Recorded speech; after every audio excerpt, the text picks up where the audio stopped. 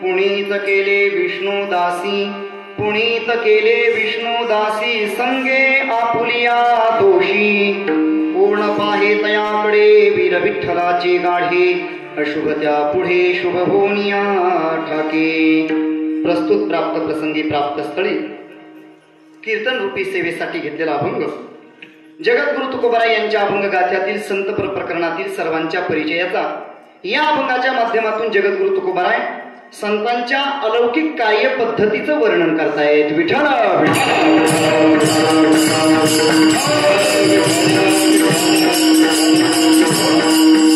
षड्गुण ऐश्वर्य संपन्न अनंत कोट ब्रह्मांड नायक अखिल गुणनिधान भगवान पंढरीश पांडुरंग परमात्मा, कैवल्य साम्राज्य चक्रवर्ती विश्वमाऊली ज्ञानोबाराय भक्त शिरोमणी नामदेवराय शांतीब्रह्म एकनाथ महाराज संत हृदय सम्राट विश्ववंद्य विश्वसंत विश्वभूषण श्रीमंत श्री जगद्गुरु तुकोबाराय संत शिरोमणी सावता महाराज स्वानंद सुखनिवासी सद्गुरु जोग महाराज आदी करून सकल संतांच्या चरणी साष्टांग प्रणिपात करून उपस्थित सर्व भाविक श्रोते सज्जन माता भगिनी सर्वांना मनोभावे वंदन करून आज या ठिकाणी ही एक प्रकारची नैमित्तिक कीर्तन सेवा वैकुंठवासी हरिभक्ती परायण पूजनीय पंडित आप्पा शिवराम मोहन यांच्या 20व्या पुण्यस्मरणानिमित्त परमपूजनीय आदरणीय वंदनीय सुदाम बाबा यांच्यावर सर्वजण प्रेम करणारे सांप्रदायिक क्षेत्रातील सर्व महाराज मंडळी आणि सर्व आप्तेष्ट नातेवाईक सर्व परिवार या ठिकाणी उपस्थित आहेत.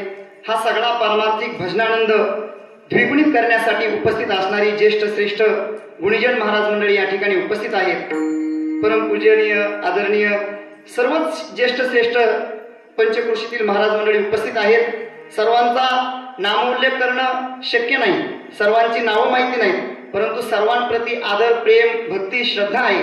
सर्वांना मनोभावे वंदन करून आज आपण एका नैमित्तिक कीर्तन सेवेमध्ये या ठिकाणी परमपूजनीय परमश्रद्धेय हरिभक्ती परायण वैकुंठवासी पंडित आप्पा मोहन यांच्या 20व्या पुण्यस्मरणानिमित्त त्यांचे चिरंजीव वाल्मिक पंडित आप्पा मोहन, सुदाम बाबा मोहन आणि मधुकर पंडित आप्पा मोहन अर्थात सर्व महाजन मोहन परिवार या सर्वांच्या वतीने या ठिकाणी गावातील अखंड हरिनाम सप्ताह सुरू आहे आणि त्यामध्ये बाबांचं पुण्यस्मरण या ठिकाणी गेली 20 वर्षापासून परमपूजनीय आदरणीय सुदाम बाबा संपन्न करतात. त्यांचे सर्व बंधू परिवार आणि बाबांवर असणाऱ्या सर्व जे काही सांप्रदायिक क्षेत्रातील गुणीजन महाराज मंडळी आहेत, सर्व क्षेत्रातील बाबांचं जीवन जे आहे ते अत्यंत प्रेमळ आणि त्यामुळे सर्वच महाराज मंडळी या ठिकाणी आवर्जून उपस्थित राहिलेली आहेत.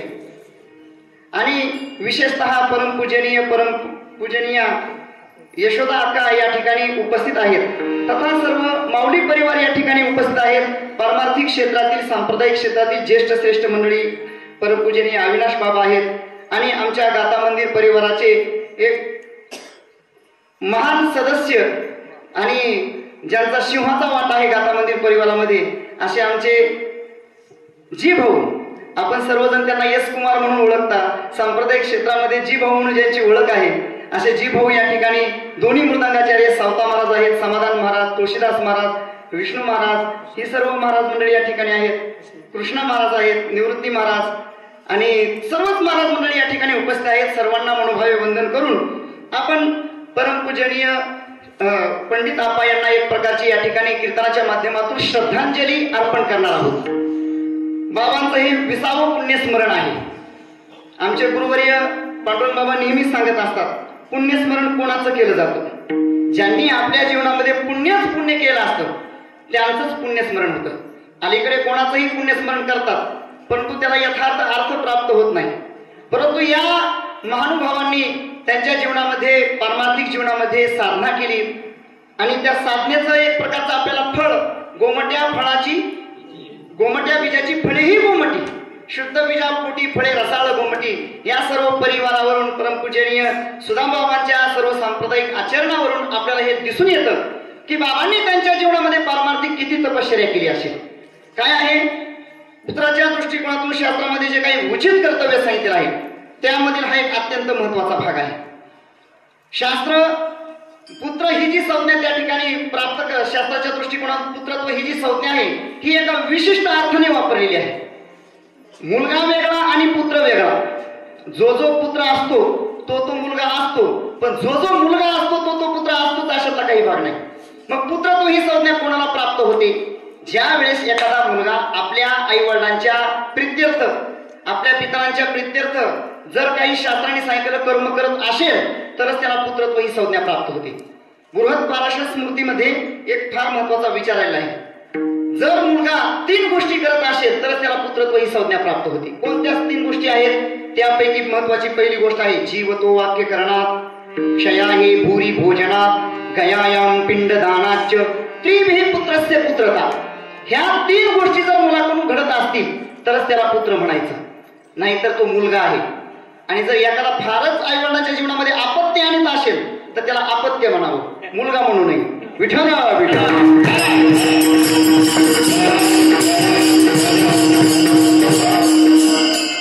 जीवतो वाक्य करणार, जिवंतपणे आई वडिलांच्या आज्ञेचं पालन केलं पाहिजे. बहुधा असं घडतं जिवंतपणे आई वडिलांची सेवा केली जात नाही आणि मरणोत्तर फार मोठा समारंभ, कीर्तन, प्रवचन ठेवली जातात, मोठं मोठं अन्नदान केलं जातं. तुकोबाराय म्हणतात हे तो चाळवा चाळवी, भुके नाही अन्न मेल्यावरी पिंडदान, हे तो चाळवा चाळवी केली आपणाची जीवी. म्हणून जिवंत असतानाही आई वडिलांच्या मनाप्रमाणे आपण वागलं पाहिजे. जीव तो वाक्य करणार, क्षया हे भूरी भोजनात. ज्या तिथीला आपल्या आई वडिलांनी देह ठेवलेला आहे त्या तिथीला आई वडिलांच्या प्रित्यर्थ फार मोठ्या प्रमाणामध्ये दान धर्म करावा, अन्नदान करावं.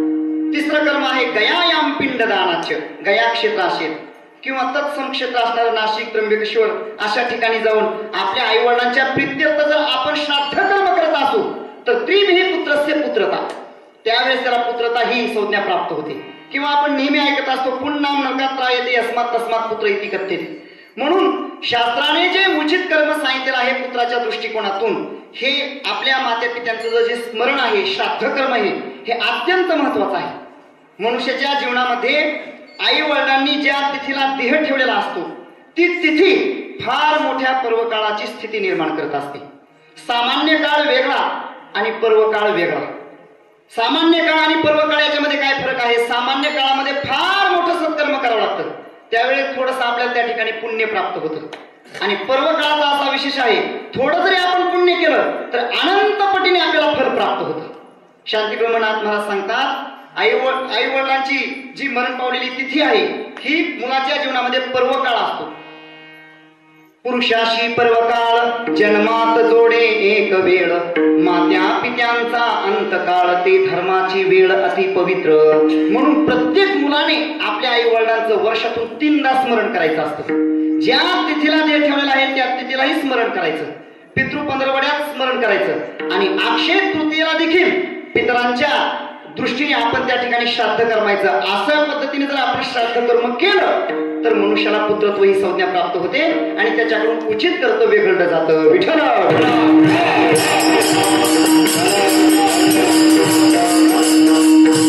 आता या ठिकाणी परमपूजनीय तुळजाबाबांच्या माध्यमातून गेली 20 वर्ष झालं आपल्या पित्यांचा फार थाटामाटामध्ये या ठिकाणी पुण्यस्मरणाचा कार्यक्रम होत असतो.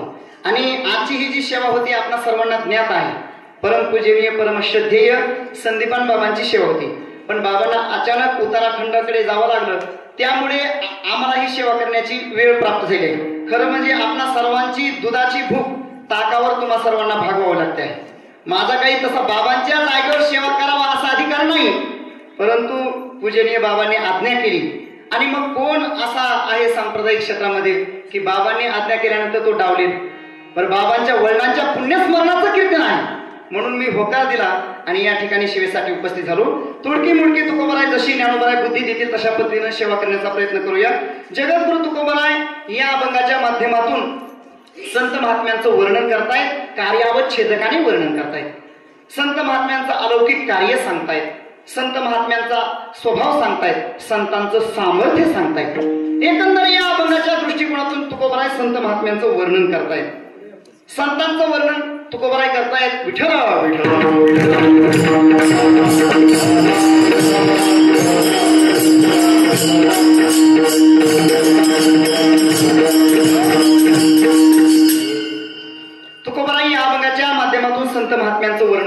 एक प्रश्न असा पडतो, तुकोबाराय संतांचंच वर्णन का करतात? इतरांचं वर्णन करताना दिसत नाहीत आणि संत महात्म्यांच्या वर्णनाचा विषय आला की तुकोबारायांना राहवत नाही. जेव्हा जेव्हा अभंग गात्यामध्ये संत प्रकरणातील अभंग पुढे येतो त्यावेळेस तुकोबारायांचा आदर विशेषत्वाने दिसून येतो. ज्याप्रमाणे वसंत ऋतूचं आगमन झाल्यानंतर वनराईतील सर्व प्रकारची वृक्ष वेली फुलांनी बहरून जाते. वसंत ऋतूचं आगमन झालंय हे वेगळं सांगावं लागत नाही. ज्ञानोबराय बोलतात, जैसे ऋतुपतीचे द्वार वनशी निरंतर ओळगे फळ फार लावणीशी. वसंत ऋतूचं आगमन झाल्यानंतर सर्व प्रकारच्या वृक्ष वेली फुलांनी बहरून जातात, नवीन पालवी फुटते, एक नवीन टवटवीतपणा आलेला दिसतो. त्याप्रमाणे जगद्गुरु तुकोबारायांच्या गाथारूपी उद्यानामध्ये संत वर्णनरूपी वसंताचं आगमन झालं रे झालं की महाराजांची वाणीरूपी वेली शब्दरूपी फुलांनी बहरून जाते. तुकोबाराय संतांच्या वर्णनामध्ये अतिशय रममान झालेली दिसतात. का संतांचं वर्णन करतात, इतरांचं वर्णन का करत नाहीत? जगामध्ये वेगवेगळ्या क्षेत्रातील वर्णनीय विषय आहेत, वर्णनीय व्यक्ती आहेत. वर्णनीय विषय असताना इतर कोणाचंही वर्णन करत नाहीत आणि संतांच्या वर्णनाचा विषय आला की तुकोबारायांना राहवत नाही. का बरं? तुकोबाराय इतरांचं कोणाचंही वर्णन करत नाही. एकदा प्रसंग असा घडला, भगवान परमात्मा स्वतः तुकोबारायांना म्हणले, तुकोबाराय तुम्ही अलीकडे थोडंसं आमचंही ऐकत जा, यांना थोडासा मान देत जा, यांना तुम्ही संत म्हणत जा. हे फार मोठे टोलेजन महाराज आहेत, युट्यूबवर सगळ्यात जास्त यांच्या व्हिडिओला व्ह्यूज असतात, इंस्टाग्रामवर सगळ्यात जास्त यांचे फॉलोअर्स आहेत, फार मोठे महाराज आहेत, टीव्हीवर आहेत, झी टॉकीला सारखे यांची कीर्तन असतात. तुम्ही यांना संत म्हणा.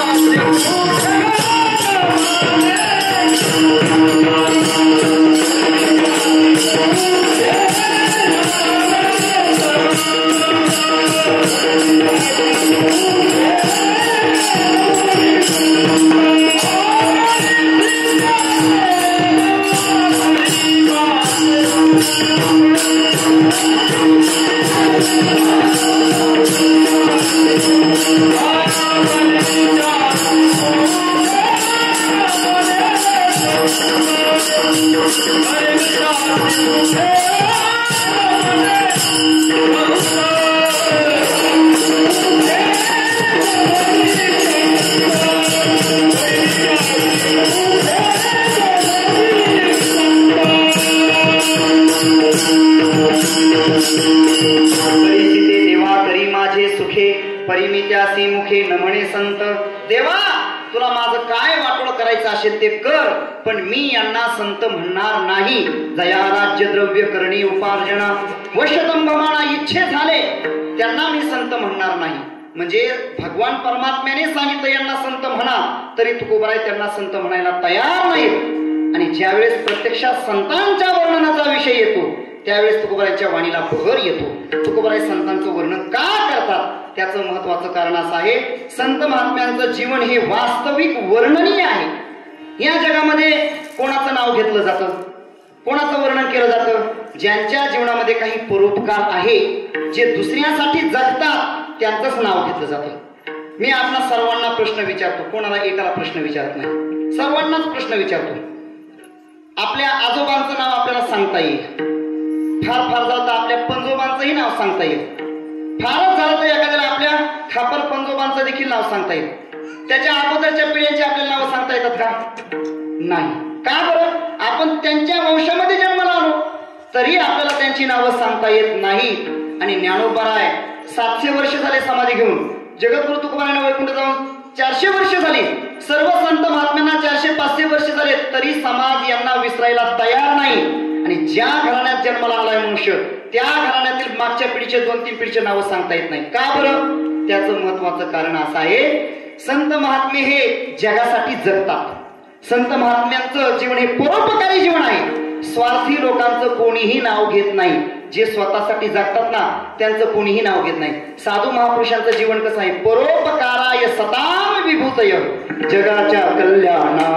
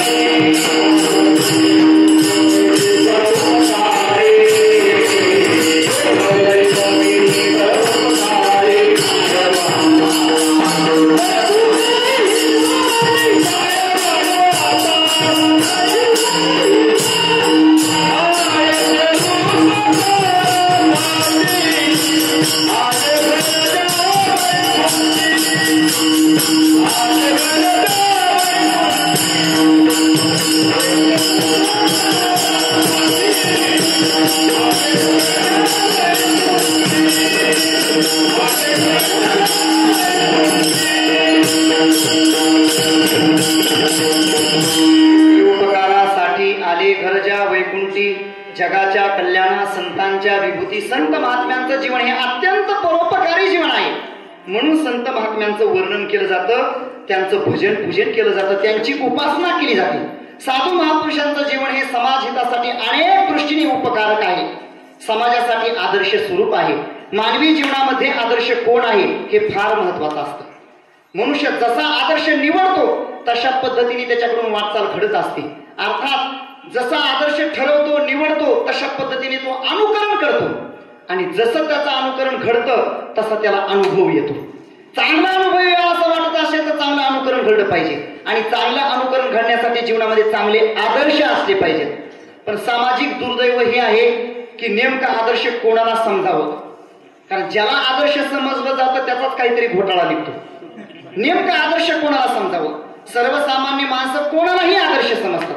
एक तर नेत्यांना आदर्श समजतात, नाही तर अभिनेत्यांना आदर्श समजतात. समाजासाठी सर्वांगीण दृष्टीने संत महात्मे हे आदर्श स्वरूप आहे, आणि जसा आदर्श मनुष्य निवडत असतो तशा पद्धतीने तो बनत असतो. महाभारताच्या उद्योग पर्वामध्ये महात्मा विदुरजींच्या मुखामध्ये एक फार महत्वाचं वचन आलेलं आहे. मानवी जीवनाची जडणघडण कशी होते, मनुष्य कसा बनतो, कसा घडतो. आपण नेहमी म्हणत असतो हा मनुष्य असा नव्हता पूर्वी, पण असा बनला, असा झाला. अशी जडणघडण का होते त्याचं कारण सांगत असताना महात्मा विदुरजी बोलतायत, मनुष्य ज्या प्रकारच्या लोकांमध्ये उठतो बसतो, ज्या प्रकारच्या लोकांची सेवा करतो, ज्या प्रकारच्या लोकांना आदर्श मानतो, ज्यांना इच्छितो, ज्यांची अपेक्षा करतो, तादृक् भवति पुरुषः यादृशै सन्निविशते यादृशांश्चोपसेवते यादृक् भवितुं तादृक् भवति पुरुषः. अशा पद्धतीने मानवी जीवनाची जडणघडण होत असते. म्हणून जर आपलं जीवन उत्तुंग व्हावं असं वाटत असेल तर आपल्या जीवनामध्ये आदर्श देखील उत्तुंग स्वरूपाचे असले पाहिजेत, श्रेष्ठ असले पाहिजेत. संत महात्म्यांचं जीवन हे सर्वांगीण समाजहितासाठी आदर्श स्वरूप आहे. जगद्गुरु तुकोबारायांना साधू महापुरुषांचा सगळ्यात जास्त कोणता गुण आवडत असेल? संतांच्या ठिकाणी वसत असणारं परोपकारित्व. काय आहे या जगामध्ये स्वतःसाठी तर सगळेच जण जगतात, स्वतःसाठी कोण जगत नाही हो. कृमी, कीटक, पशु, पक्षी, प्राणी, प्रत्येक जीव स्वतःसाठी जगत असतो. पण शास्त्रकार जो स्वतःसाठी जगतो त्याला जगतच खरा जगतो असं म्हणत नाही शास्त्रकार. मग कोण खरा जगतो? परंपरोपकारार्थम यो जीवती स जीवती आत्मार्थम जीव लोकेस्मिन कोण जीवती मानव. स्वतःसाठी या जगामध्ये कोण जगत नाही, पण जो दुसऱ्यासाठी जगतो ना तोच खरा जगतो. संत महात्म्यांचं जीवन असं आहे. करुणी चिंता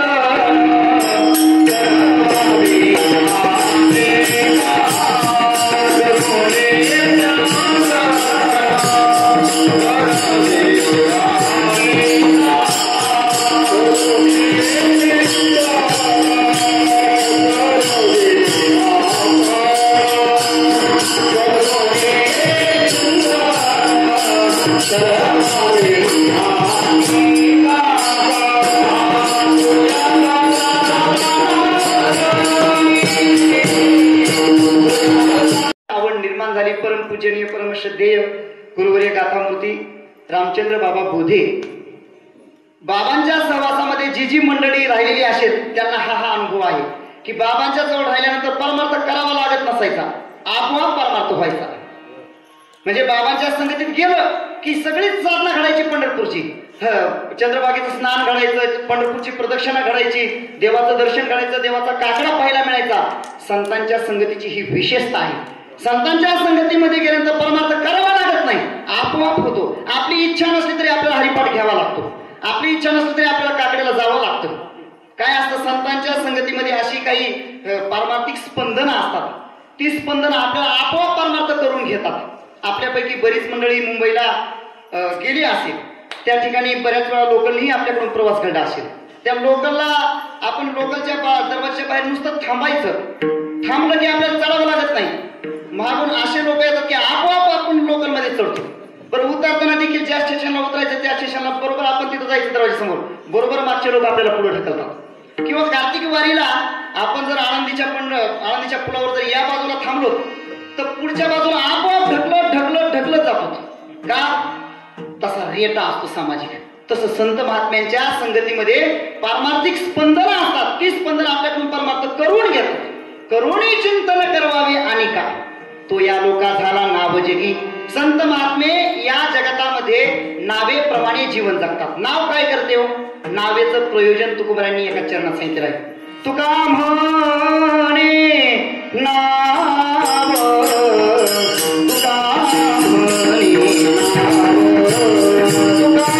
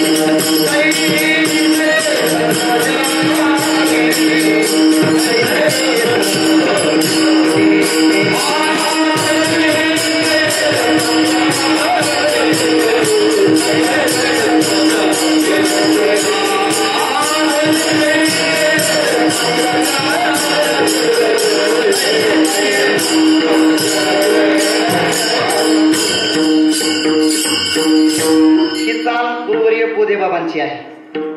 आपण बोधे बाबांशिवाय कुणाकडून ऐकली नसेल आणि ऐकले असेल तर बाबांच्या विद्यार्थ्यांकडूनच. तुका म्हणे नाव, तुका म्हणे नाव. काही काही चाली समाधान महाराज बाबांच्या नावावर पेटेंट होत्या. बाबांव्यतिरिक्त त्या चाली कोणी म्हणत नसायचं. आणि या चरणाप्रमाणेच गुरुवर्य बोधे बाबांचं जीवन होतं. तुका तुका म्हणे नाव, जनासाठी बुदकी ठाव. नाव ज्याप्रमाणे सर्वसामान्य जीवना ऐक तीरावून पैक तीराला व्यवस्थित तारून नेते, त्याप्रमाणे संत महात्मे सतरती सतरती स लोकांस्तार येते. तुकोबाराय म्हणतात, असे जे परोपकारी महात्मे आहेत ना, त्यांना मी साष्टांग प्रणिपात करतो. तुका म्हणे ऐसे परोपकारी, त्यांच्या पायावरी डोई माझी. सामाजिक जीवनाचा जर आपण विचार करू गेलो तर दोन प्रकारचे आपल्याला लोक पाहायला मिळतात. एक आहे स्वार्थी लोकांचा वर्ग आणि दुसरा आहे परार्थी लोकांचा वर्ग. बहुत करून स्वार्थी लोकच आहेत, परार्थी लोक आहेत कमी आहेत, जास्त करून स्वार्थी लोक आहेत. याला थोडस शास्त्रीय भाषेत जर आपण बोलायचं झालं तर मत सुखे सुखित्वम आणि तत् सुखे सुखित्वम. मत सुखे सुखित्वम म्हणजे स्वतःच्या सुखाने सुखी होणारा, स्वतःचं झालं की झालं, बाकीच्यांचं काही घेणं देणं नाही, असा एक स्वार्थी लोकांचा वर्ग आहे. आणि दुसरा परार्थी लोकांचा वर्ग आहे. तो परार्थी लोकांचा वर्ग असा आहे की दुसऱ्याच्या सुखदुःखामध्ये सहभागी होतो. ज्ञानोबांच्या 16व्या अध्यायामध्ये खूप गोड दोन ओव्या आहेत. पै पायी काटा निहटे, ते व्यथा जीव जीवी उमटे. तैसा पोळे संकटे पुढीलांचेनी, का पावो शीतळता नाही, ते डोळ्याची लागी होय. तैसा पर सुखे जाये सुखावतो. संत महात्मे दुसऱ्याच्या सुखाने सुखी होतात आणि दुसऱ्याच्या दुःखाने दुःखी होतात. तुका म्हणे सुख पराविया सुखे, अमृत हे मुखे श्रवतसे. हा जो साधू महापुरुषांचा वर्ग आहे हा तत् सुखे सुखित्वम आहे. बृहदारण्यक उपनिषदामध्ये राजा जनकाच्या दरबारामध्ये याज्ञवल्क्य ऋषींनी सगळ्या विद्वानांबरोबर शास्त्रार्थ केला आणि या शास्त्रार्थामध्ये याज्ञवल्क्य ऋषी जिंकले, विजयी झाले. म्हणून राजा जनकाने त्यांना भरभरून पुष्कळ असं धन दिलं. ते सगळं धन घेऊन ते आपल्या घरी आले, आपल्या आश्रमामध्ये शिष्याकर्वी घेऊन धन आले. आणि काही दिवसानंतर त्यांना असं वाटू लागलं आपण कुठेतरी जंगलामध्ये जावं, अरण्यामध्ये जावं आणि अमृत तत्वाची प्राप्ती करून घ्यावी. पण जात असताना आपल्या पश्चात आपल्या पत्न्यांची या धनावरून भांडणं होऊ नये म्हणून त्यांनी दोन आपल्या संपत्तीचे भाग केले. दोघींना बोलावलं आणि सांगितलं हे पहा आपापले तुम्ही वाटे स्वीकारा. त्यांना दोन पत्न्या होत्या, एकीचं नाव कात्यायनी आणि दुसरी मैत्री. कात्यायनी जी होती ना ती थोडीशी स्वभावाने भाबडी होती. तिने आपल्याला जो वाटा आलेला आहे संपत्तीचा तो वाटा स्वीकारला.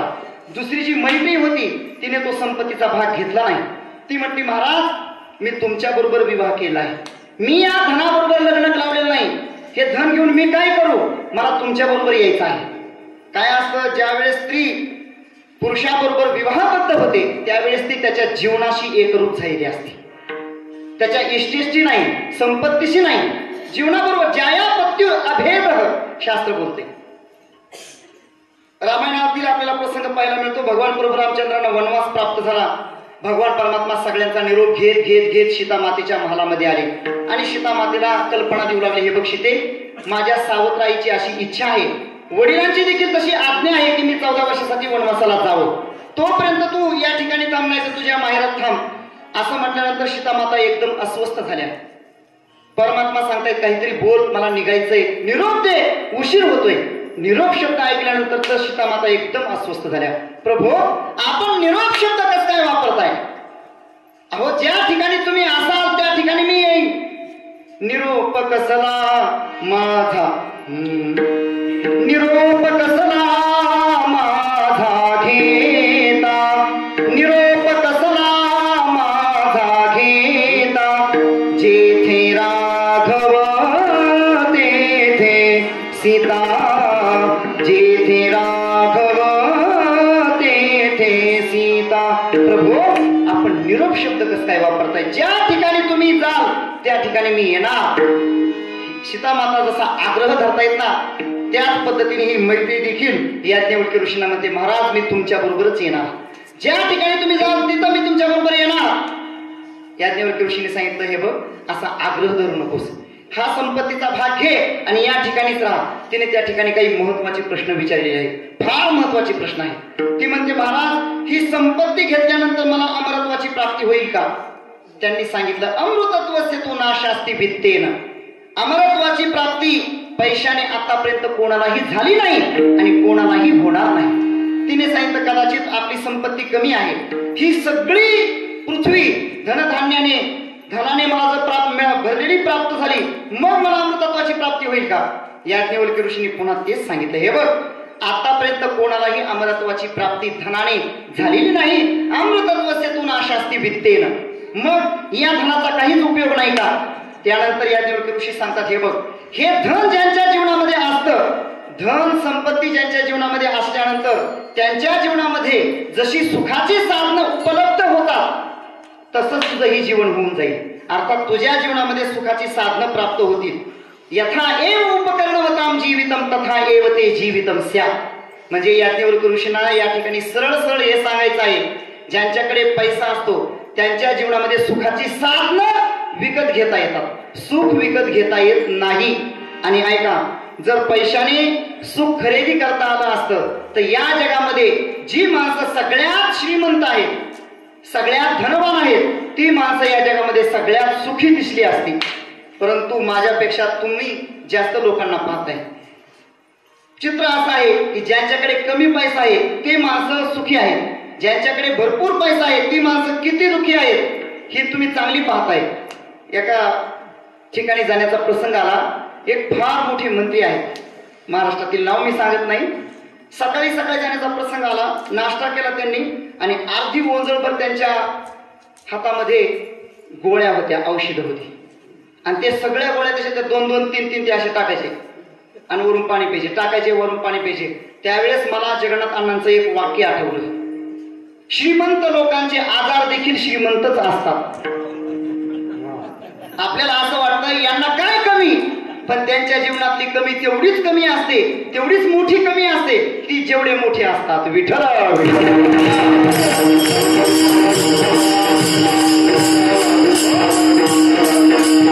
याज्ञवल्क्य ऋषींनी स्पष्ट सांगितलं की संपत्तीने अमृतत्वाची प्राप्ती होणार नाही. मग ती म्हटली, महाराज जर अमरत्वाची प्राप्ती या धनाने होणार नसेल तर हे धन घेऊन मी तरी काय करू? एन अहम न अमृतास्याम किम अहम ते न कुर्याम. खरं म्हणजे प्रत्येक गोष्टीला हा आपण निकष लावला पाहिजे. एन अहम न अमृतास्याम किम अहम ते न कुर्याम.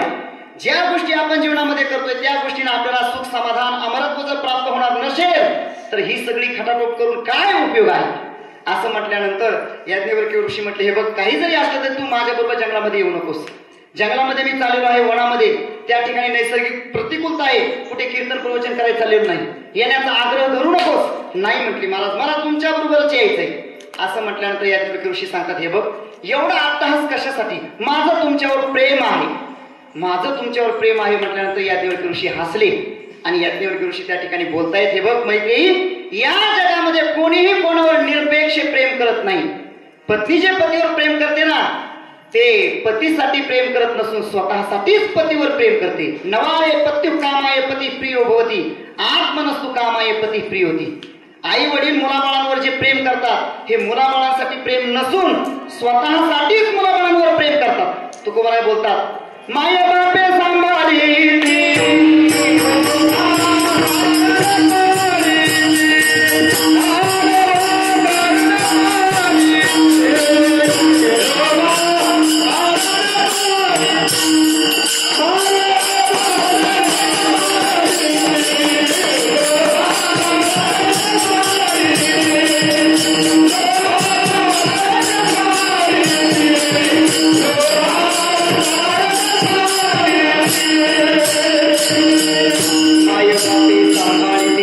लोभाकारणे पाळिती नवारे पुत्राणाम कामाय पुत्र हा प्रिया भवंती आत्मनस्तु कामाय पुत्र हा प्रिया भवंती.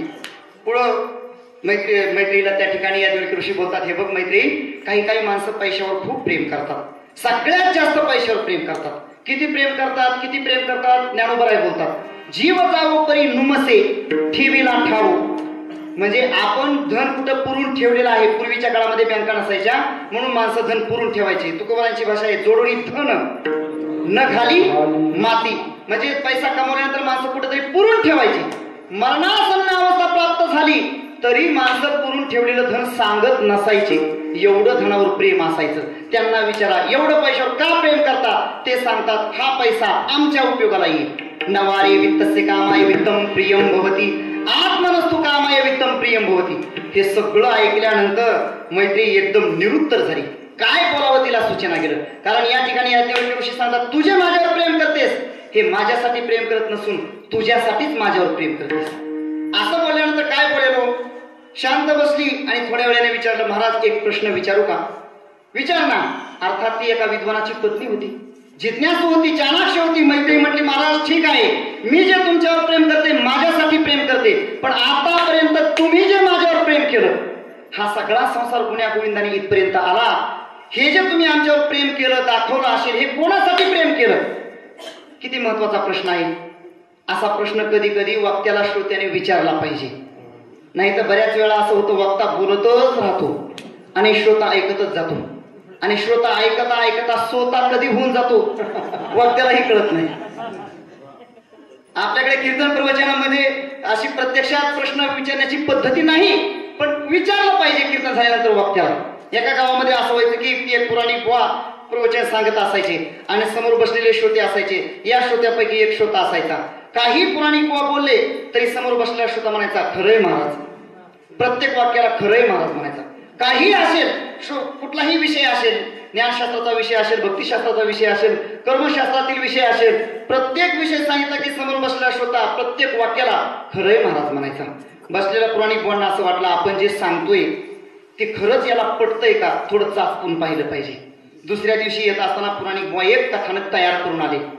ते म्हटले, एकदा काय झालं, फार मोठा सोसाट्याचा वारा सुटला. हा जो समोर बसलेला श्रोता होता तो म्हटला, खरंय महाराज. त्या वाऱ्याने हिमालय पर्वत अक्षरशः दुभंगला. तो म्हटला, खरंय महाराज. त्या हिमालय पर्वतातून काही मधमाशा बाहेर पडल्या. तो म्हटला, खरंय महाराज. त्या मधमाशा एका गुळाच्या गोदामामध्ये शिरल्या आणि प्रत्येक मधमाशीने एक एक गुळाची ढेप उचलली. तो म्हणला, खरंय महाराज. आणि पुन्हा त्या मधमाशा हिमालय पर्वतावर आल्या. हिमालय पर्वत जशाला तसा पूर्ववत झाला. तो म्हटला, खरंय महाराज. मग मात्र पुराणिक बुवा वैतागले. अरे वेड्या, हे सगळं मी बनवून सांगतोय, खोटं सांगतोय. तो म्हणला, खरंय महाराज. इतके दिवस मी तुला शहाणा समजत होतो. तो म्हटला, खरंय महाराज. हा माझा मूर्खपणा झाला. तो म्हणला, खरंय महाराज. असा वक्ता आणि असा श्रोता काय कामाचा. विठ्ठला विठ्ठला.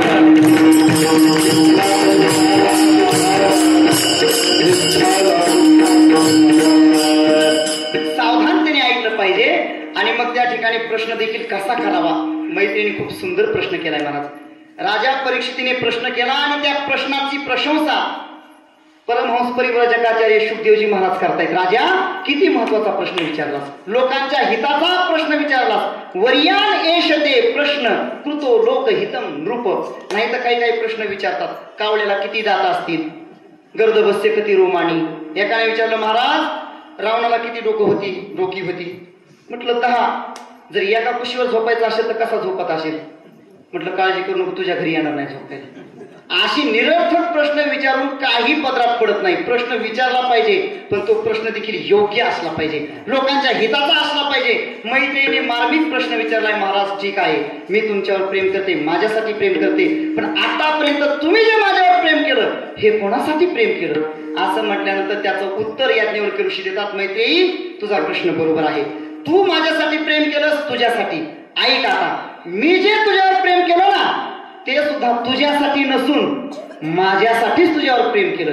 नवाये जायाये कामाय जाया प्रिया भवती, आत्मनस्तु कामाय जाया प्रिया भवती. हा जो सगळा प्रकार आहे ना, हा सगळा प्रकार मत सुखे सुखित्वम आहे. हा सगळा वर्ग आहे स्वार्थी लोकांचा. या जगतामध्ये माणसं प्रेम करताना दिसणार, पण काहीतरी हेतू ठेवून प्रेम करतात. निरपेक्ष कोणीही प्रेम करत नाही. जगद्गुरु तुकोबराई या लोकातील प्रेम करण्याचा नियम सांगतायत, जगाची रीत सांगतायत. हे जण कसे आहेत? जर कोणी मनुष्य एकमेकाच्या सुखदुःखामध्ये सहभागी झाला तर दुसरा आपल्या सुखदुःखामध्ये सहभागी होतो. जन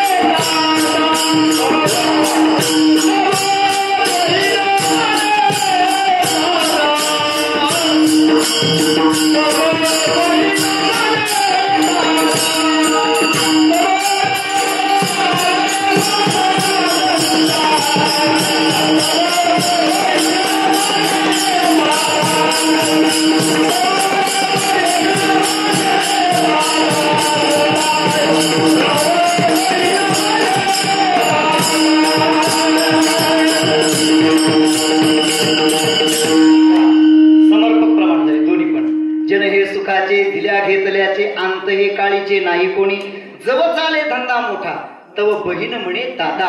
ही जगाची रीत आहे, हा जगाचा नियम आहे. आपण जर कोणाच्या उपयोगी पडत असू त्यावेळेसच समाज आपल्या उपयोगाला पडतो, त्यावेळेस आपल्याला कोणीतरी मदत करतं. जोपर्यंत आपले हातपाय चालतात तोपर्यंत सगळे आपल्याला या या बसा बसा म्हणतात. तुकोबाराय बोलतात, जोवरी चढ नका तोवरी म्हणती माझा, माणिती लहान थोर देह सुखाची या काजा, इंद्रिय मावळली आला बागुला आजा, कैसा विपरीत झाला तोची देह नव्हे तुझा. तुकोबाराय प्रश्नार्थक विचारतायत. तोच देह आहे ना ज्या देहाला पाहिल्यानंतर सगळे या या बसा बसा म्हणायचे, त्याच देहामध्ये म्हातारपण आलं, वृद्धत्व अवस्था आली की सगळी घरादारातली माणसं नाक डोळे मुरडतात. जुनी कीर्तनकार मंडळी एक दृष्टांत सांगत असतात. आपण रसवंती गृहावर जर आता उन्हाळ्याचे दिवस आहेत, थंड थंड रस घ्यायला जात असतो. रस पित असताना थोडस त्या चरकाचं निरीक्षण करत जा. त्या चरकामध्ये ऊस घातला जातो बघा. अलीकडची जी चरक आली आहेत ना ती थोडीशी सुधारित आवृत्तीची आहेत. त्याच्यामध्ये कुठं ऊस घातला जातो, कुठून स्वतः बाहेर पडतो काहीच कळत नाही. पण जुनी जी चरक आहेत ती बारकाईने पाहतात. जुन्या चरकामध्ये असा इकडून ऊस घातला जातो, इकडं तसाच काढतून लगेच फेकून देतात कसा होता माणूस, परत घालतात. परत घालतात तसा घालतात का, दुहेरी करून घालतात. बारकाईने तुम्ही सगळ्यांनीच पाहिलेले, दुहेरी करून घालतात, परत काढतात, परत चौपदरी घालतात. बरं चौपदरी काढल्यानंतर परत चौपदरीचा असतो पण असा पिळलेला असतो, म्हणजे पिंजून पिंजून थेंब ना थेंब रस्त्या औषधातला सगळा काढून घेतला जातो. आणि उरलेला चौथा कुठे टाकतात, कुठे टाकतात स्वतः महाराज उकिरड्यावर. मी त्या ऊसाचं सांगत नाही, ह्या ऊसाचं सांगतो. हा जो देहरूपी ऊस आहे ना, या देहरूपी ऊसामध्ये जोपर्यंत सौंदर्याचा रस आहे, जोपर्यंत सत्तेचा रस आहे, जोपर्यंत संपत्तीचा रस आहे, जोपर्यंत ताकदीचा रस आहे, तोपर्यंत ही सगळी संसारातली माणसं आपल्याला संसार रूपी चरकामध्ये घालतात. इकडून घालतात, तिकडून काढतात, इकडून घालतात, तिकडून काढतात. महाराज थेंब ना थेंब सगळा रस काढून घेतला जातो. आणि उरलेला चौथा वृद्धाश्रम, आळंदी, पंढरी. किती विचित्र अवस्था आहे. तुकोबराय बोलतात, कैसा विपरीत झाला तोची देह नव्हे तुझा. ही जगाची रीत आहे, हा जगाचा नियम आहे. अर्थात हे सगळं जग जरी सापेक्ष भावाने प्रेम करत असेल, लाभ ठेवून प्रेम करत असेल, काहीतरी लाभाची अपेक्षा ठेवून प्रेम करत असेल, तर यालाही काही ना काहीतरी अपवाद आहे. जगामध्ये प्रत्येक नियमाला काही ना काहीतरी अपवाद असतो. नियमाला अपवाद असतो असा नियमच नसतो. फक्त फरक असा आहे की अपवाद जास्त नसतो, अपवाद कमी असतो. अपवाद जर जास्त झाला तर तोच नियम होईल. जर नियम जगातला असा असेल, माणसं प्रेम करताना स्वार्थ ठेवून प्रेम करतात, तर यालाही एक अपवादात्मक संत महात्म्यांचा वर्ग आहे. संत महात्मे कुठल्याही प्रकारची लाभाची अपेक्षा ठेवत नाहीत, कुठलाही स्वार्थ ठेवत नाहीत, तरी आपल्यावर प्रेम करतात. तुकोबराय बोलतात, ऐशी कळवळ्याची जाती करीला भावी न प्रीती. या जगावर संत महात्मे प्रेम करतात, कुठलाही हेतू ठेवत नाहीत. प्रेम करतात म्हणजे नेमकं काय करतात, तर जगावर उपकार करतात. उपकार करतात म्हणजे तरी काय. उपकार शब्दाचा जर आपण व्युत्पत्ती अर्थ पाहू गेलो तर त्याच्यामध्ये दोन शब्द आहेत, एक उप आणि दुसरा कार. उपनाम समीपे, उप म्हणजे जवळ, आणि कृ करोती धातूला घै प्रत्यय लागून कार शब्द तयार होतो. कार म्हणजे करणे, जवळ करणे, याचा अर्थ आहे उपकार. संत महात्मे जगावर उपकार करतात म्हणजे जगामध्ये जे दोषी जीव आहेत, अत्यंत अपवित्र जीव आहेत, अशा जीवांवर उपकार करतात. अशा दोषी जीवांना जवळ करतात, आपल्या सहवासामध्ये घेतात आणि त्यांना पावित्र्य प्रदान करतात, त्यांचा उद्धार करतात. हीच गोष्ट जगद्गुरु तुकोबाराय सेवेसाठी घेतलेल्या अभंगाच्या प्रथम चरणात.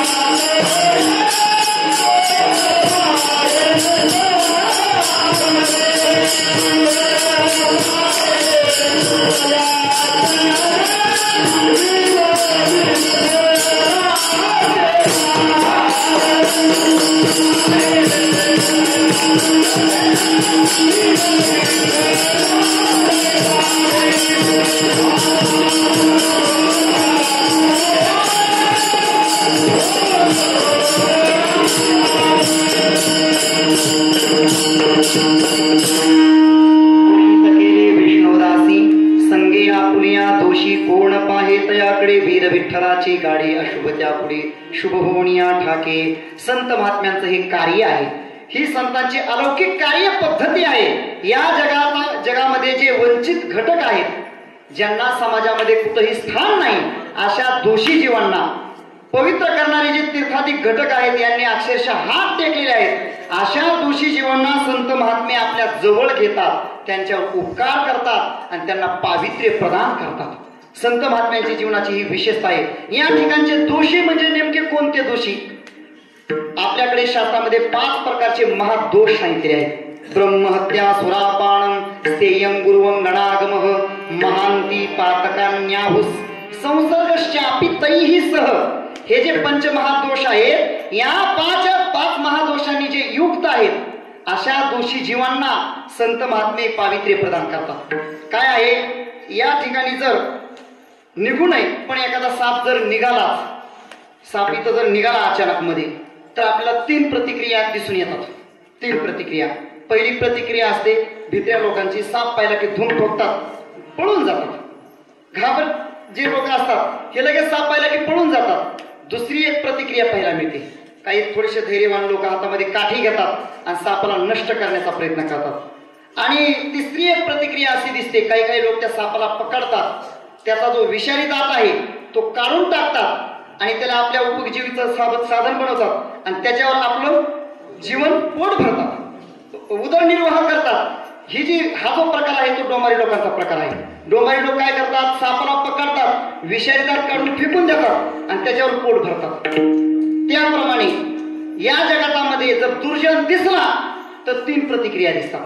पहिली प्रतिक्रिया आहे, जे लोक घाबरट असतात, दुर्जन पाहिला की तुका म्हणे नको, तुका म्हणे क्षण नको तयाचे दर्शन, दुर्जन पाहिला की लगेच निघून जातात। दुसरी प्रतिक्रिया आहे भगवान परमात्म्याची।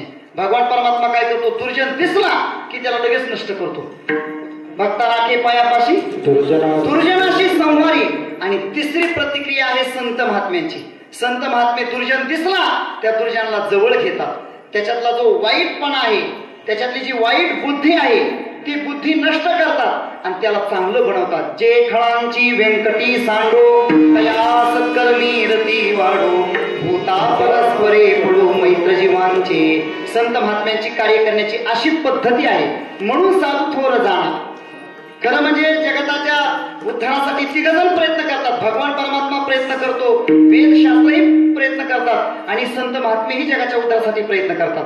पण संतांनाच एवढं विशेष महत्व का? त्याचं महत्वाचं कारण आहे, वेद ज्यावेळेस जगाचा उद्धार करतात त्यावेळेस वेद अधिकाराची अपेक्षा ठेवतात। असा असेल तर ये। भगवान परमात्मा शरणागतीची अपेक्षा ठेवतो। शरण जो येतो त्याला भगवान परमात्मा त्याचा उद्धार करतो। तुकोबाराय सांगतात, आतापर्यंत जे शरण म्हणून आले त्या सगळ्यांचा तो भगवान परमात्म्याने उद्धार केला।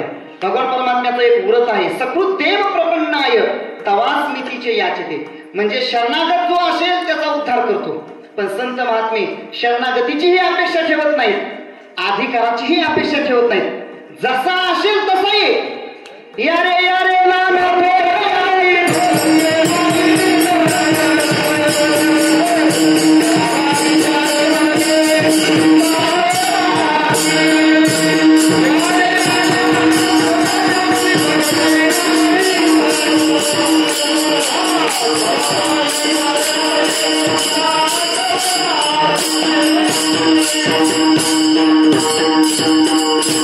संत महात्म्यांची ही अवदार्यता आहे, उदारता आहे। संत महात्मे म्हणतात जसे असाल तसे या। आणि म्हणून या जगतामध्ये संत महात्म्यांनी जे उद्धाराचं कार्य केलंय हे सगळ्यात श्रेष्ठ कार्य आहे। काय आहे? पवित्र वस्तूमध्ये 2 प्रकार पाहायला मिळतात। एक वस्तू अशी आहे की स्वतः पवित्र आहे पण इतरांना पवित्र करू शकत नाही। सोवळं स्वतः पवित्र आहे पण दुसऱ्याला पावित्र्य प्रदान करू शकत नाही। म्हणून तर पहा तुम्ही, सोवळं नेसलेली व्यक्ती दुसऱ्याचा आपल्याला स्पर्श होईल म्हणून काळजी बाळगते। कारण सोवळं नेसलेल्या व्यक्तीला जर दुसऱ्याचा स्पर्श झाला तर ते सोवळं ओवळं होतं। सोवळं पवित्र आहे पण दुसऱ्याला पावित्र्य प्रदान करू शकत नाही। दुसरा प्रकार असा आहे गंगा मातेचा। गंगा स्वतःही पवित्र आहे आणि दुसऱ्यालाही पावित्र्य प्रदान करते। गंगा असं कधी म्हणते का, ए गटारांनो तुम्ही माझ्यामध्ये येऊ नका, माझ्यामध्ये मिळू नका, तुम्ही अपवित्र आहात। नाल्यांनो माझ्यामध्ये येऊ नका, ओढ्यांनो माझ्यामध्ये येऊ नका, असं कधी गंगा म्हणते का? ज्ञानोबांची खूप गोड ओवी आहे। हा गागा बरसी भरले पाणी पाठी पाय देत आले, ते काय गंगा म्हणितले परते सर गावा मागे जाओ।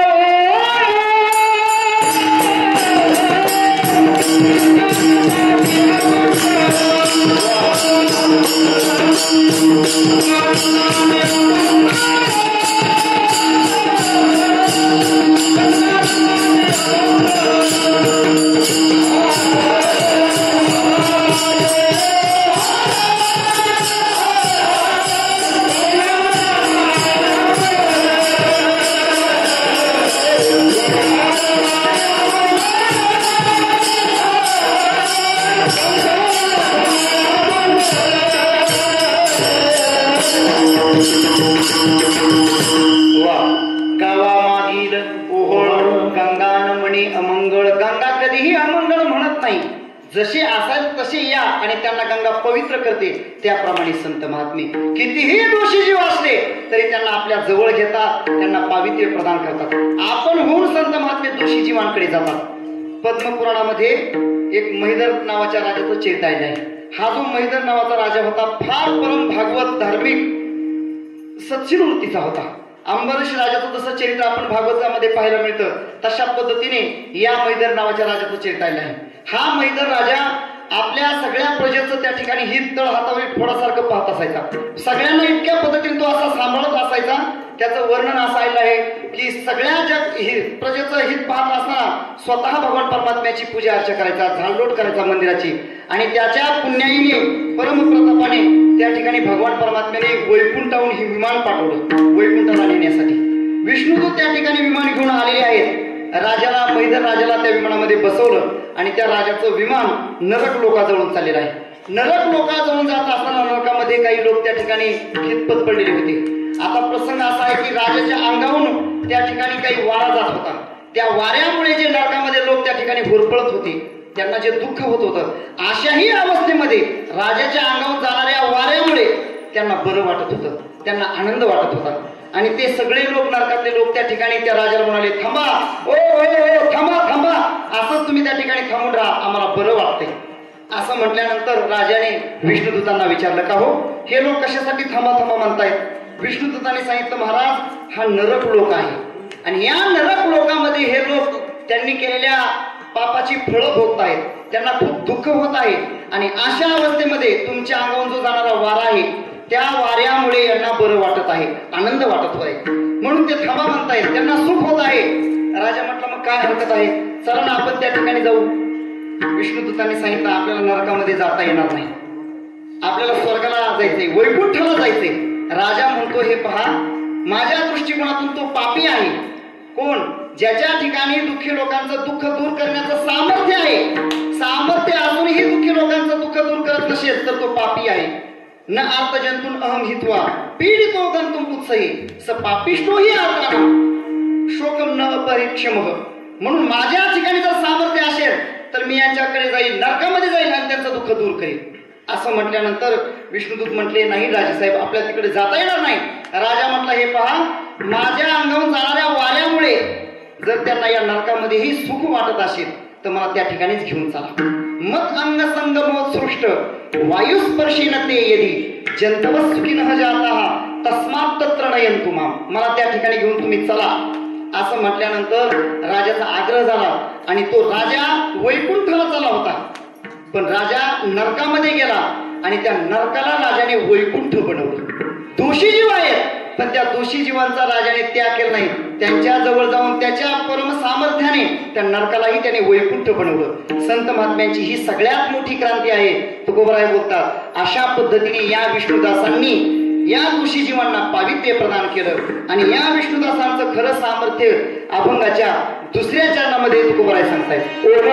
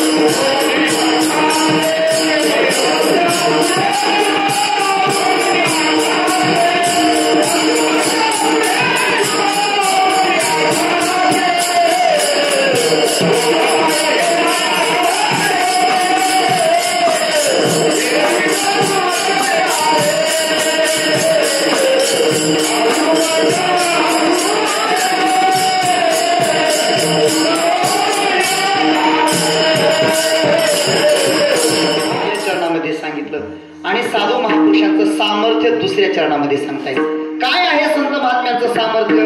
अशुभ त्या पुढे शुभ होऊन या ठाके.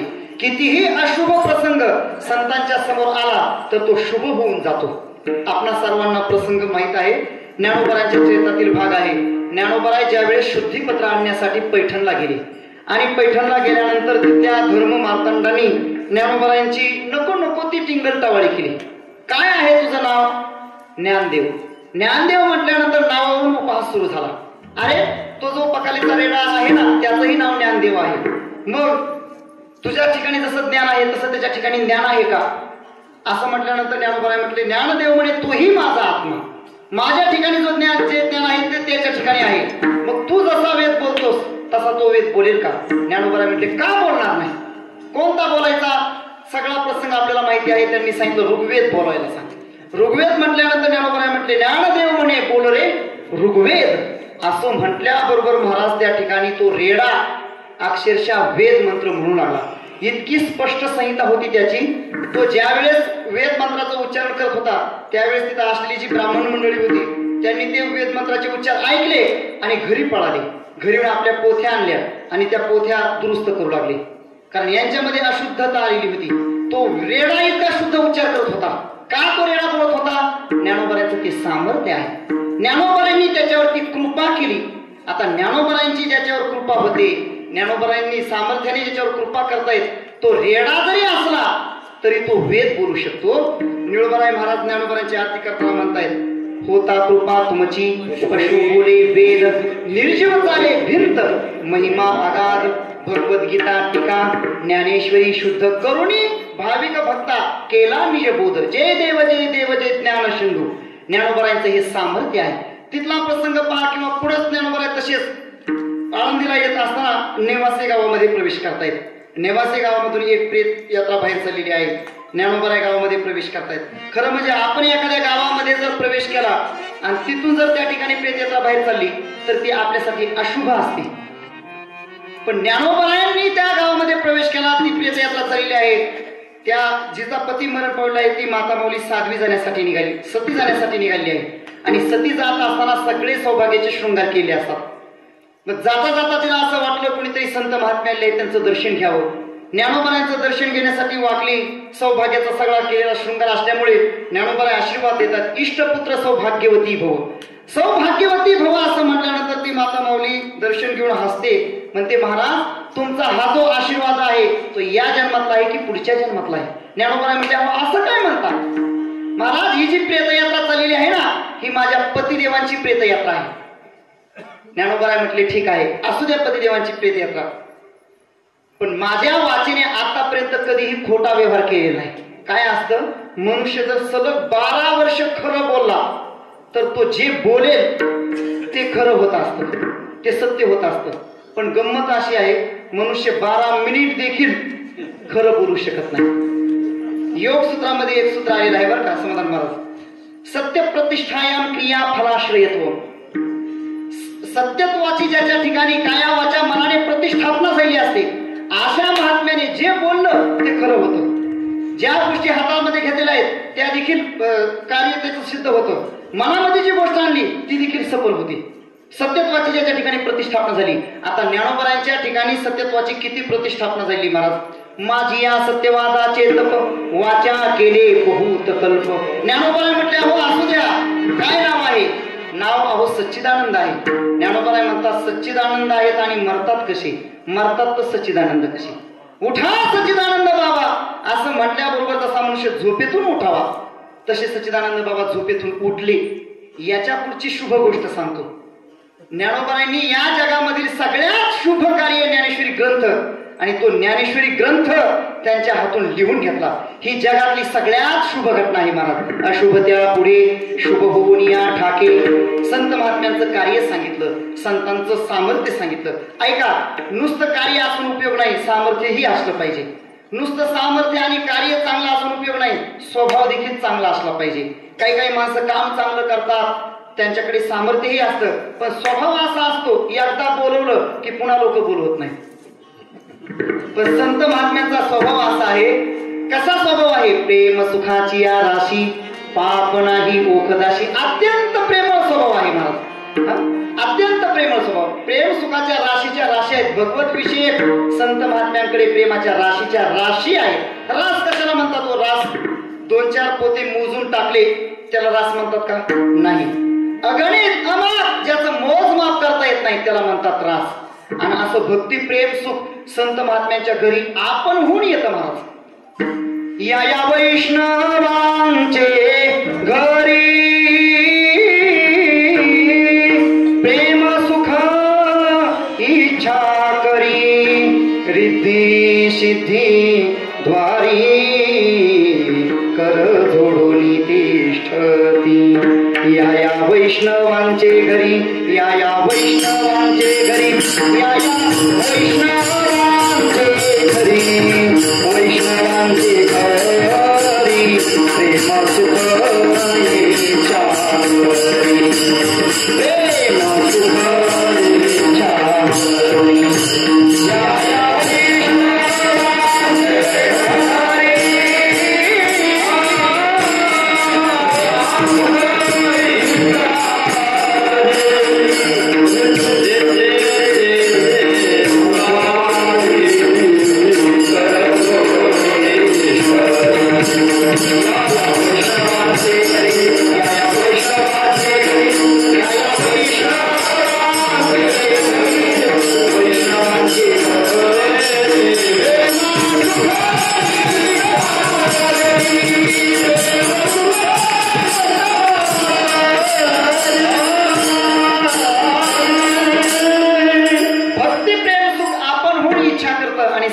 या घरी येत महाराज. या या वैष्णवांचे घरी प्रेम सुख इच्छा करी रिद्धी सिद्धी द्वारी कर जोडून तिष्ठती. संत महात्म्यांचा स्वभाव अत्यंत प्रेमळ आहे आणि सगळ्यात महत्वाची विशेषता पाप नाही ओखदाशी. संतांच्या ठिकाणी पाप औषधाला देखील नाही. खरं म्हणजे या जगामध्ये असा एकही मनुष्य आपल्याला शोधून सापडणार नाही की त्याच्या हातून काही पाप घडलं नसेल, काही चूक घडली नसेल, काही दोष घडला नसेल. असा एकही मनुष्य नाही. एका गावामध्ये एका राज्यामध्ये एका मनुष्याकडून घडू नये तो अपराध घडला आणि त्याला देहदंडाची फाशीची शिक्षा ठोठावण्यात आली. राजाने त्याला फाशीची शिक्षा दिली आणि त्याचा तो दिवस जवळ येत चालला. कारागृहामध्ये तो असताना त्याला अंतिम इच्छा विचारण्यात आली. तुझी शेवटची इच्छा काय आहे? असं विचारल्यानंतर त्याने त्या सेवकाला सांगितलं, हे बघ बाबा, माझी काय आता शेवटची इच्छा असणार, उद्या मी या जगाचा निरोप घेणार आहे. माझी एकच इच्छा आहे की मला लोखंडाचं सोनं करता येतं आणि जाता जाता ही विद्या कुणाला तरी शिकून जावी अशी माझी इच्छा आहे. लोखंडाचं सोनं करता येतं आणि ती त्याला शिकवण्याची इच्छा आहे हे त्यानं राजाला सांगितलं. मग राजा इतका आनंदी झाला, असं त्याला लोखंडाचं सोनं करता येतंय, मग त्यासाठी काय करावं लागेल विचार त्याला जाऊन. त्याने सांगितलं, काही नाही, जंगलामध्ये जावं लागेल, काही वनस्पतींचं रसायन घेऊन मुळं घेऊन यावी लागतील, त्याचं रसायन करावं लागेल आणि ते रसायन जर एखाद्या लोखंडावर ओतलं की त्याचं सोनं होणार. ठीक आहे, कोणत्या कोणत्या वनस्पती पाहिजेत, काय त्यासाठी पाहिजे, सगळे सेवक घेऊन जा. जंगलामध्ये तो गेला. सगळी सेवक त्या सैन्य आहे त्या ठिकाणी. त्याने सांगायचं, हे झाड उपटा, याची मुळं काढा, आमके तमके सगळे ते मुळं काढली, त्याचं रसायन केलं आणि मग एका पेल्यामध्ये भरलं आणि ते आता लोखंडावर ओतलं की त्याचं सोनं होणार. सोनं होणार म्हटल्यानंतर सगळा राज दरबार त्या ठिकाणी महाराज गर्दी झाली. लोखंडाचं सोनं होणार आहे, लोखंडाचं सोनं होणार आहे. आश्चर्याची गोष्ट, सगळेजण त्या ठिकाणी उपस्थित झाले आहेत. राजा म्हटला आता करून दाखव लोखंडाचं सोनं. तो म्हटला महाराज आता या रसायनामध्ये एवढी ताकद आहे, हे रसायन ज्या वेळेस आपण आता लोखंडावर ओतू त्यावेळेस त्याचं लगेच सोनं होणार आहे. मग काय हरकत आहे, करून दाखव ना. तो म्हटला एक आट आहे, हे रसायन त्याच्या हातून लोखंडावर ओतायचं की ज्याच्या हातून आतापर्यंत चूकच घडली नाही, ज्याच्या हातून आतापर्यंत पाप घडलेला नाही, त्याच्या हातून हे जर रसायन लोखंडावर ओतलं तर त्याचं सोनच होणार.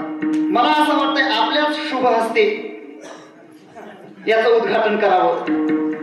तुम्हीच मला वाटतं हे लोखंडावर होता आणि याचं आता सगळं झालेलंच आहे, तयार झालं आहे, त्याचं लगेच सोनं होणार. असं म्हटल्यानंतर आठ ऐकलेली होती राजाने. राजाचा बापा म्हण जाणे पापा तुका म्हणे माये बापा. आपण काय दिवे लावलेले असतात हे उघडे जरी नाही पडले तरी प्रत्येकाला माहिती असते. राजाने जाणलं मोठा प्रतिष्ठेचा विषय आहे, सगळा राजदरबार या ठिकाणी उपस्थित आहे आणि आपल्या हातून हे ओतल्यानंतर जर सोनं झालं नाही तर आपण काहीतरी पाप केलंय हे उघडच होणार. तो मागे सरला. त्याचा विश्वास होता राणीवर. त्याला माहिती होतं आपली राणी मोठी पतिव्रत आहे. त्याने सांगितलं राणीला तुझ्या हातून हे होत. पण राणीला देखील माहिती आहे म्हण जाणे बापा तुका म्हणे माये बापा. फार मोठं सूत्र आहे. आपल्या मनाला प्रत्येक गोष्टी माहिती असतात. राणी देखील मागे सरली. मग राजा म्हटला प्रधानजी आपल्या हातून होता. प्रधानजी मागे सरला. सगळ्या मंत्र्यांना सांगितलं, मंत्री मागे सरले, पुढे कुणीच येईना गेलं. मग मात्र तो आरोपी म्हटला राजेसाहेब आपल्या राज्यामध्ये एकही माणूस असा नाही की ज्याच्या हातून पाप घडलेलं नाही. मग मला तरी फाशीची शिक्षा का देता? फक्त फरक एवढाच आहे, माझे घोटाळे उघडे झालेत आणि काहींची झाकलेली आहेत. सगळे इथून तिथून सारखेच आहेत ना, मला तरी फाशीची शिक्षा का देता? मला सांगायचंय काय, या जगात एकही मनुष्य असा नाही की त्याच्याकडून कुठलं ना कुठलं पाप घडलं नाही, चूक झाली नाही, काही दोष घडला नाही. प्रत्येकाकडून काही ना काहीतरी दोष घडलेला असतोच. पण याला अपवाद आहे संतांचं जीवन. पुन्हा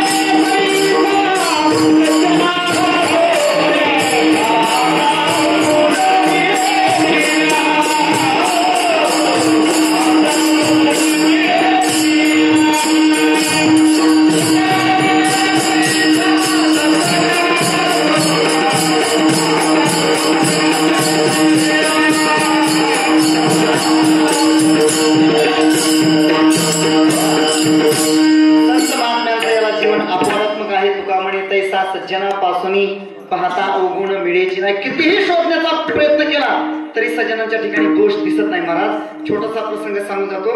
जोग महाराज ज्यावेळेस या ठिकाणी नाशिकला रामघाटावर आले त्या ठिकाणची असणारी ब्राह्मण मंडळी म्हटली महाराज काहीतरी दान धर्माचा संकल्प सोडा. महाराजांनी सांगितलं मला दान धर्म करण्याचा विधी नाही, मी ब्रह्मचारी आहे. ब्रह्मचार्याला दान धर्म करायचा विधी शास्त्राने सांगितलेला नाही. फार झाला तर स्नानाचा संकल्प तरी सोडा. महाराज म्हणले ठीक आहे स्नानाचा संकल्प सोडेल. हातावर पाणी घेतलं आणि म्हणा पापोहम पाप कर्माहम पापात्मा पाप संभव असं म्हणा. म्हटल्यानंतर जोग महाराज म्हटले अरे बाबा दुसरं काहीतरी म्हणायला सांग. मी माझ्या आयुष्यामध्ये कधी पापच केलं नाही तर पापोहम पाप कर्माहम का म्हणू? हे संतांचं जीवन आहे. पाप नाही ओखदाशी. आणि अशा संत महात्म्यांनी या जगामध्ये सगळ्यात मोठी क्रांती जर कोणती केली असेल तर या पृथ्वीला या मेदिनीला वैकुंठ स्वरूप बनवलं. ही क्रांती जगद्गुरु तुकोबाराय आज सेवेसाठी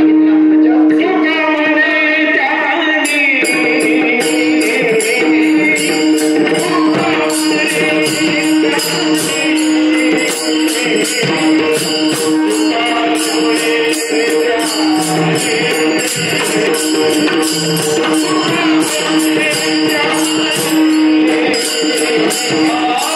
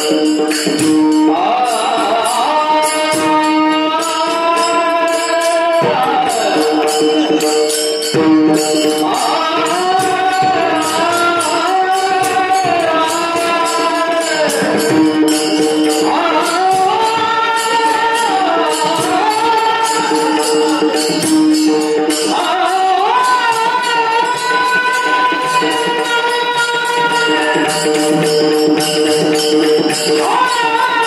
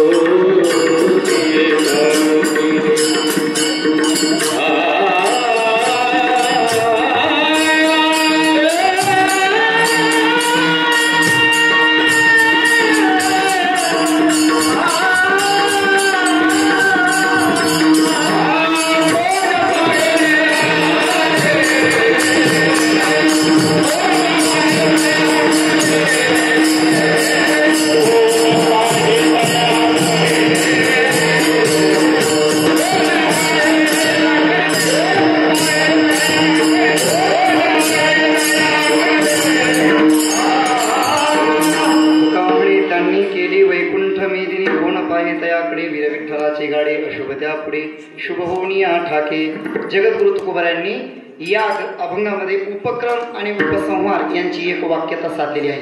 प्रथम चरणामध्ये संतांच्या कार्याचं वर्णन केलं आणि शेवटच्या चरणामध्ये संत महात्म्यांनी काय कार्य केलं, अत्यंत मोलाचं कार्य केलं. या पृथ्वीला, या मेदिनीला वैकुंठ स्वरूप बनवलं. पूर्वीच्या काळामध्ये वैकुंठाला कोणीतरी एखादा जायचा, काही एखादीने वैकुंठात जावे, पण या संत महात्म्यांनी ते तिही वैकुंठची केली आगवे. तुका म्हणे त्यांनी केली वैकुंठ मेदिनी, कोण पाहे तयाकडे वीर विठ्ठलाची गाडी. अशुभ त्या पुढे शुभ होऊनी ठाके. आणि ज्यांच्या प्रित्यर्थ हा भक्ती महोत्सव या ठिकाणी होतो आहे, त्यांनी देखील त्यांच्या जीवनामध्ये तुका म्हणे त्यांनी केली वैकुंठ मेदिनी. आज या ठिकाणी तरी या पृथ्वीला त्यांनी वैकुंठ स्वरूप बनवलं. ही सगळी दिग्गज गुणीजन मंडळी, महाराज मंडळी, ज्यांच्या जीवनामध्ये परमार्थाची अंतरंग साधना आहे, असे सगळे साधनानिष्ठ महात्मे या ठिकाणी जमवले. खरं म्हणजे परमपूजनीय वैकुंठवासी पंडित आप्पा यांनी यांच्या जीवनामध्ये किती पुण्य केलं असेल, ते गेल्यानंतर 20 वर्ष आपल्याकडून पुण्य करून घेत आहेत. म्हणून खऱ्या अर्थाने त्यांचं हे पुण्यस्मरण, या पुण्यस्मरणाच्या निमित्ताने ही सर्व या ठिकाणी परमपूजनीय श्रद्धेय सुदाम बाबांवर प्रेम करणारी महाराज मंडळी या ठिकाणी उपस्थित आहेत. परमपूजनीय यशोदा अक्का आहेत. सर्वच क्षेत्रातील, सामाजिक क्षेत्रातील, राजकीय क्षेत्रातील सभापती महोदय, सर्व या ठिकाणी मंडळी. आदरणीय सुदाम बाबांचं सांप्रदायिक क्षेत्रामध्ये खरं मोलाचं योगदान आहे.